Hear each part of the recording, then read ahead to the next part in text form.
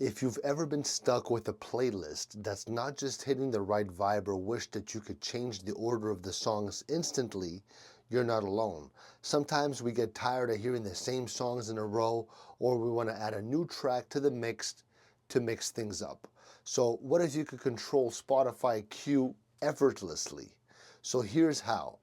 Number one, first you're going to open the Spotify app on your phone or computer and you're going to go to Now Playing to see your queue. Second thing is you're going to tap or click the three dots next to a song to quickly add it to your playlist. Third thing is that you could also drag and drop songs to change their order easily. Number four, you want to remove a song?